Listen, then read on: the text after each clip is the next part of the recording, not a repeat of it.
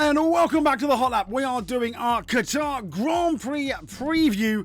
It is the title fight. Could it be the title finale? Potentially, if Lando Norris does well. But does well, question marks, yeah, etc. That's what we'll be getting into.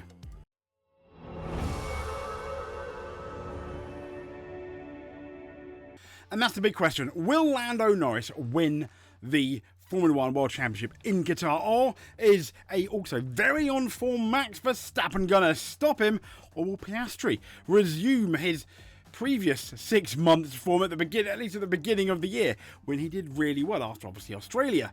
There are big questions there, and obviously George Russell, he's in the poster, but fighting for his 5th title. Now let's be honest, no one come Holland when he was 104, 100 and something points behind Piastri. Now even no one would have guessed that, and now Max Verstappen is fighting amazingly for that 5th world champion. It's a credit to both him and the team at Red Bull. They've done, well, at least on the one car, they've done absolutely fantastic. And McLaren, I still think if they lose this, McLaren are going to be, it's going to be absolutely embarrassing. Worse than in 2007 when they could have won it. Forget fighting Fernando Alonso and Lewis Hamilton together. They could have won it in China, but they kept Lewis out on those bald tyres for too long, and he ended up doing a silly thing in the pit lane. Yeah, McLaren. Is this going to be another 2007? I don't know. But this is how Lando Norris could be champion in Qatar if he earns 2 more points than both Verstappen and Piastri, or earns 1 more point than Verstappen and Piastri and gets a Grand Prix victory. That's a bit bizarre, but I'm trying to think how that's actually going to happen. But remember, Qatar sprint race. We do have a Qatar sprint race, and we've got the actual race as well on the Sunday. But to keep it simple, 2 points away from being a world champion. There you go. I'd like to think that's pretty much nice and easy for you guys to remember. This is the title contenders and how they've done. Remember, Lando Norris even is on 390 points. Piastri is on 366, along with Verstappen. But the reason why Piastri is ahead of Verstappen is because of that 1 Grand Prix victory. 7 for Norris, 7 for Piastri, 6 for Verstappen. 7 poles for Norris, 5 for Piastri, and 7 for Max. 17 podiums for Norris, 14 for Piastri, 13 for Max. In terms of second places, again, Norris, 8 second places, 3 for Piastri, 5 for Max. In terms of third, Lando Norris only 2, 4 third places for Piastri, and 2 for Max Verstappen.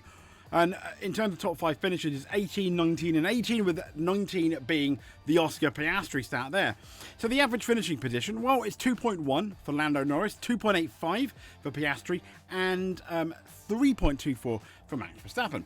Obviously, because Lando Norris is currently leading. Even in average qualifying position and mean qualifying position, etc., it is Lando Norris that leads. But what's interesting is in some of them, Piastri's better and Max Verstappen's better, if you remember, like the mean, average, medium, etc. But anyway, that's a few of the stats we're going to get into. Here are, if you are from the UK, here are all the timings. 1 o'clock for practice, 10 to 5 for sprint qualifying. I think that's what time they go on air, because the race starts at 1600 on the Sunday. 1 o'clock for sprint race, 5:15 for qualifying. Once again, this is what time they go on to air. I believe the race build up at 2:30, but the race at 4 o'clock British time. I think in Europe, I think you plus an hour depending where you are. This is the circuit though. So we've got 5.419 kilometres, 57 laps. The last year's winner was Verstappen, although he may not have been the fastest car there. More on that in a second. Pole time was a 1 minute 20.5. Most driver wins is again Max Verstappen. Most team wins, Red Bull. They've won here twice. Lewis Hamilton's won here as well. And I think other than that, it's pretty much been a Max Verstappen zone. On the top of my head, there was a year, was it 2023, where both Mercedes possibly could have won. They end up hitting each other at the first corner after what was, let's be fair, quite a good start. But Verstappen won the title here, remember, in 2023. Alonso ended a 7-year podium drought at the track, and Hamilton, believe this or not, took his last victory for over 2 years in 2021. That was his last victory until the 2024 British Grand Prix. Let's be fair, that was an amazing race. I've seen that a few times. That was a race where you had no idea who was going to win. It could have been Russell, Norris, Verstappen, Hamilton. It was great. Anyway, moving on. This is the forecast for Bahrain. So an FP1, it's going to be 30 degrees, 26 degrees. This is the forecast for Bahrain, so completely ignore that. I don't know what I was talking about. But let's, I got the wrong forecast up. But let's have a look at this. The Pirelli confirmed tyres. This is quite old news. It came a couple of weeks ago. The covers a maximum of 25 laps during the Qatar Grand Prix weekend. Now, that doesn't necessarily mean it's 20. You have to pit after, you have to pit. Like before 25 laps, you can pit on lap 25, as long as those laps have done 25 laps. Say, for example, you have a soft tyre that did 3 laps of qualifying, then that could only do 25. Take away 3's 22, I think. Then yeah, that tyre can only do 22 laps, etc. It forces him 57 laps, obviously. 25 and 25 is 50. It's going to force people into what is going to be a 2-stop race. And what I think it's going to be quite interesting as well. And this guy here on Twitter, I think, makes some interesting points. He said, a reminder that Pirelli set the maximum stint length to 25 laps. Each compound may only do 25. That is a global tyre history, which excludes non-practice race and qualifying laps. This makes it a mandatory 2-stop race. Okay, that's interesting. Okay, stint length usually looks something like 17, 20, 20 or 17, 15, 25. He says it ultimately depends on whether they can avoid traffic after pitting and how certain compounds perform. He's talking about this is not accounting for a potential 3 stoppers. It makes sense it makes sense to use the oldest compound during the first stint, as it provides more flexibility with the second and third stints. And he's talking about Ferrari, you're annoyed because it completely eliminates one of the few strengths of the car, the ability to manage tyres well. And I'd also throw that out for McLaren. And directly puts an emphasis on qualifying. And that's, if you're a Ferrari fan, that's going to be one of the many weaknesses. And if you're a Ferrari, your goal for the weekend is to find as much as 1 lap pace as possible. I think for anyone, as much as 1 lap pace as possible. Although you can overtake, there is only one DRS zone, and that is into that main straight in Qatar. So it's going to be quite interesting. We've no idea what on earth the tyres are going to be like. There's only one practice session, which means they have to get the setup absolutely right. And that, in my opinion, this rule set potentially is going to hurt McLaren. A couple of things. One, we've got the currently 25 laps. That does take away one of their really good looking after their tyres. Remember how good they were in Bahrain? I know we've come a long way since then. And also, they've only got the sprint weekend. They've only got 1 practice session. And bearing in mind what happened at Las Vegas, they got the setup wrong. They're going to be slightly paranoid. Are they going to make too much of a compromise and have their car too slow? Therefore, potentially give the Max Verstappen the win. But I don't think Max Verstappen is going to have it all his way, even if McLaren are a tiny bit slow. More on that in a bit. Because here we go. This was the sprint race from last year. Ferrari were fastest, Mercedes were second, McLaren were third, Haas was fourth, Red Bull were fifth. This is the sprint race though. Red Bull were about 3/10 down. Now, I do expect Ferrari to be better, but I think Mercedes may well be, other than whatever happens with McLaren, the big people, to challenge Red Bull. They've gone well here before. They could have won it, I think, potentially in 2023. Lando, I believe, had enough speed to actually win the race. This is the sprint race stats. But I think Lando was fast enough to win the race in 2024. He just completely messed up. I think it was his qualifying, wasn't it? For the no, not qualifying. He ended up speeding under the qualifying was the year before. He ended up speeding under the yellow flag, which is why he let's just say he didn't do particularly well, did he? So I do think Mercedes are going to have a strong car. Ferrari is really, really unknown. We're not too sure about McLaren and Red Bull. I think are obviously going to be up there, at least with Max Verstappen. They're going to really concentrate now on that Drivers' Championship. Now we've got a bit more hope. So moving on then to pretty much, I'd like to talk about this guy. Why? Well, deep breath. So, breaking news, Adrian NEWEY is now the Aston Martin team principal. But we saw all this at the weekend. Last weekend, Horner has emerged as a candidate to take a leadership role at Aston Martin's F1 team. This was after the race. Some people, it may have been hidden with the whole McLaren are disqualified story, but this was very much favourite. Mr. Cow looks likely to be, Andy Cow looked likely to be removed. And that's why I think it's quite interesting. But then, obviously, Aston Martin blocks Christian Horner's Formula 1 turn with a major move. That major move being this man here, Adrian NEWEY, named as the team principal from 2026. We're going to get into the story in a minute. But yeah, breaking NEWEY in as the Aston Martin F1 team principal. What's interesting is, I mean, was Christian Horner ever really going to have the chance to be the Aston Martin team principal, given that this man here, Adrian Newey, potentially left Red Bull because of Christian Horner, because of these allegations, which we're not really going to get into here, but the rumours were that Newey wasn't particularly happy with Horner. You know, the once honeymoon romance between the two and winning, yeah. So this is the story from motorsport.com. Aston Martin has named Newey as its new Formula 1 team principal from 2026. The legendary engineer who joined Aston Martin as a managing technical partner. That was officially on the 1st of March. He's going to step into his new role as Andy Cole moves on to Chief Strategy Officer. Andy Cole, if you remember, he's the man, I believe, that did very well for Mercedes and those Mercedes engines.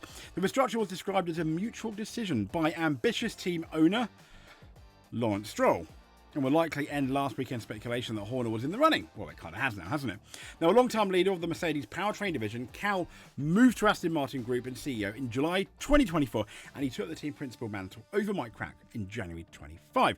Now, Cal's position in Stroll's outfit, however, was weakened by the Silverstone base squad's form results this year. Sadly, it lies 8th in the constructors' standings, but Adrian Newey's going to be here, and he's going to change everything, I'm sure. Or will he? He has made bad cars before, some of the Red Bull, some McLaren bad cars. So we shall see. But let's be fair, he absolutely nailed the ground effect cars, at least in 22 and 23 and the first half of 24. Then he left. So I think this is quite interesting. This is from the race. Now, this is from Scott Mitchell-Mom. It seems odd to me that for Aston Martin's managing technical partner to make full use of creative and technical expertise, he needs to become team principal as well. Yes, I think that's weird too. But maybe it's like a job title where he designed the car and he's just there. He's the spokesperson for the team, maybe. The quote from Aston Martin executive was, what was Aston Martin doing or not doing before that meant news input was in a way restricted. Given the suggestion, he said, that Newey and Cal were not always seeing eye to eye, infer from Stroll's comment that Newey was being met with resistance, and I would imagine little will really change with Newey being the team principal, beyond him gaining whatever missing percentage of autonomy. So basically, Newey's completely in charge, which is what Newey wanted. That's rumoured what he wanted at Ferrari, when Ferrari were like, no, we're not giving you that much power, Adrian. Now, what's going to be interesting is, if Adrian Newey is indeed in this team principal role, what I think is going to be quite interesting is how he manages it. I mean, for example, Binotto was very good with the Ferrari engine, but not that great as being team principal. It's a completely different job. I mean, in a way, kind of like a driver, as a designer like Adrian, you can be selfish. You can't really be selfish in a way when you're managing a team and managing people. However, Adrian Newey, not that I'm calling him selfish, I'm just, has obviously had to manage design departments before, so he's experienced in that. But it is a very different kettle of fish. You are ultimately, other than the drivers, as team principal, you are the face of the team. And it's going to be interesting to see how Adrian Newey basically manages that. Full stop. So let's now get into our F1 driver predictions for the Qatar Grand Prix. Yeah, we're not going to do a track length, a circuit thing. And sadly, I'm kind of skewed for time, which is why we've not really done many videos this week. But anyway, let's begin, shall we? So, not holding out much hope again. I mean, we say this. I love to be surprised. I really do. But I'm not holding out much hope for Colapinto and or his teammate Pierre Gasly. I think they're going to struggle again. This is quite a difficult circuit. It really is. If you've ever driven it in even any game, particularly Formula 1, but even in the any GT games, like iRacing, etc., it's a roller coaster of a track, and it's no wonder it's really physical for the drivers, especially with the heat as well. So I'm not expecting too much from Bortoleto either, simply because I don't think. Maybe could be being a bit harsher. I don't think the Sauber car is going to be great, if I'm honest. And I'm going to say the same then for Nico Hülkenberg. However, every time I seem to say this about the Sauber car, I'm really, really surprised. And suddenly, out of nowhere, they end up doing really, really well. So I can't knock that at all. So well done to Sauber, and hopefully they prove me wrong. Next up, Lance Stroll, because he's Lance Stroll. I'm not expecting much for him this weekend because he's Lance Stroll. Moving on, Esteban Ocon, he's been doing quite well. He's kind of stepped it up a tiny bit, but once again, I think Ollie Behrman will beat him. sad. I know. Again, Liam Lawson, he was looking really good at Las Vegas. Then the race happened. He did a whoops-a-daisy. And what I'm worried about for Liam Lawson is now, is it this got in his head? We're talking, he needs really, really good weekends. He's now got essentially 3 races, 2 Grand Prix weekends to save his career. I think he did okay, what is it, Mexico, but Las Vegas, not so much. So I think he has to repair something. I'm not holding out an amazing amount of hope. And this guy here, what on earth is happening to Alex Albon? I'm predicting, yes, the car may be capable of points, but he really needs a bit of a resurgence. He's been ruined by Carlos Sainz. He is beating him in the championship at the moment. Absolutely. Alex Albon is. But he's been completely ruined by Carlos Sainz. He's just absolutely ridiculous. And he really needs to get it together, sort himself out, and then, just go. He's capable of beating Carlos Sainz. Now, a lot of people are suggesting, as I've suggested before, that the Williams car, the development of the Williams car, has now gone towards Carlos Sainz, which, to be fair, may have a point.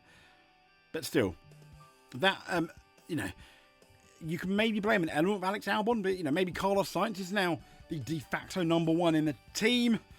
I still think Alex Albon is a very good driver. Just as good as Carlos Sainz, in my opinion. I think, I'm hoping it's more of a head thing. Speaking of head things, Yuki Tsunoda, now, he doesn't have the same car as Max Verstappen.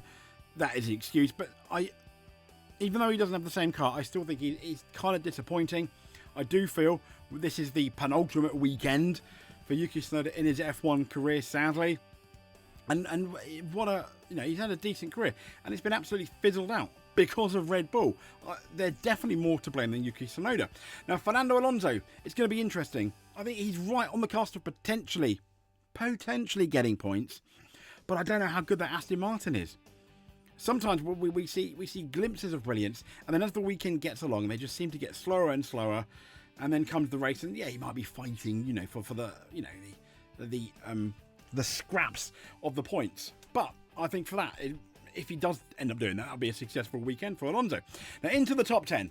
We've got Oliver Behrman, who has been absolutely amazing in this second half of the year. The opposite of, obviously, Alex Albon. Isaac Hadjar still doing good, but he's making a few errors. He's or not as good as maybe he was earlier. But I've got Isaac Hadjar next up. I predict he's going to be better than Liam Lawson this weekend. And points. And as we know, points mean prizes. But Carlos Sainz I'm putting in our top 10 as well, because I think Carlos Sainz is driving really, really well. He is potentially, I think, looking to be the Williams leader at the moment, fighting for Alex Albon. It's going to be really interesting at the beginning of 2026 with these new regulations, where each one's going to be. But in terms of Qatar, points. I'd be disappointed if I was Carlos and I did not get points. Now, speaking of the Ferraris, I've got Lewis Hamilton next.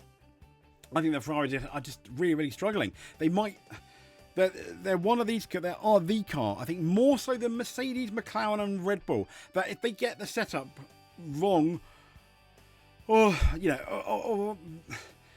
their car is a lot more circuit dependent, I feel, than any other car. And if they get the setup wrong as well, they're pretty much like nowhere. But if they get the setup right and their car likes the circuit, they could be in the hunt for a podium, maybe even a sneaky victory, given a tiny bit of luck. The right safety car, at the right time for them, but wrong time for everyone else, is not impossible. But that's the issue with Ferrari and Charles Leclerc. We don't know what's going to happen to them. They are the biggest mystery, I think, going into the weekend. Very similar to Mercedes from 22, 23 and 24, where we weren't too sure what's happening with Mercedes. I'd say they really are the Mercedes of 2025, because you just don't know what they're going to be doing in a weekend.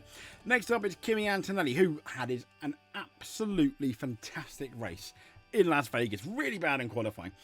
I think George Russell seems to be really good at this track, so I think George will have the advantage here. Could Antonelli fight for a podium? Absolutely he can, but he's going to have to beat the following people. I'm going to think Lando Norris is going to take things. Part of me thinks in his head, I always think, are we going to get Choke Norris? Or are we going to get Lando Norris? The Lando that used to own the Millennium Falcon. And that's the big question. We got Lando in qualifying. in Las Vegas getting that pole. Very difficult pole position. An amazing lap. I don't think that lap has been appreciated enough. Yes, he did he made a mistake, possibly in the Indian, but he still got pole under all that pressure. And he made an average start. He was very aggressive with Max Verstappen, which I think is good to see. And then he kind of like fluffed it up. But I think Max had a bit more pace than him, and obviously they were DQ'd. So it's going to be interesting to see, one, what McLaren are going to do with their setup, and two, with a Lando can afford to take it easy. But Lando's a racing driver. You don't know what's going to happen at the next Grand Prix in Abu Dhabi, do you? You could have you could have a penalty, an engine failure, etc.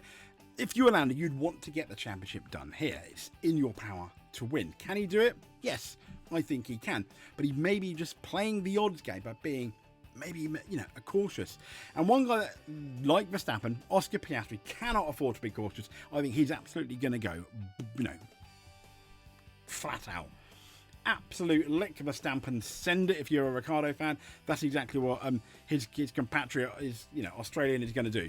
And that absolutely, for me, for Oscar Piastri, it would either be, I'm going to win it or I'm going to be in the wall. Obviously, safely as you can.